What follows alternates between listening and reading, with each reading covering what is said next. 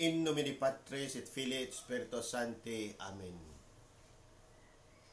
Manalangin tayo ng Oratio Imperata para sa bagyo. O Diyos, aming Ama na mapagmahal at maawain, nagpapakumbaba kami sa iyong harapan at kami humihingi ng iyong proteksyon at tulong sa gitna ng bagyong ito.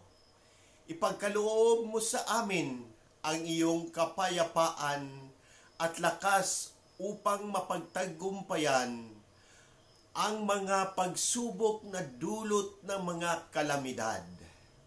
Turuan mo kami na maging mapagmatsyag at matalino sa pag-aalaga sa aming sarili at sa isa't isa.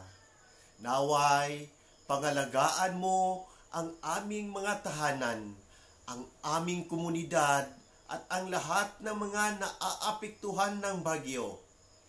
Hinihiling din namin ang iyong pagpapala sa mga otoridad at mga tagapagligtas na nagsisikap na magbigay ng tulong at proteksyon. Ipinagdasal namin ang iyong awa at gabay sa panahon ng krisis na ito. Sa ngalan ni Jesucristo na siyang aming tagapagligtas at Diyos, kami nagdarasal. Amen.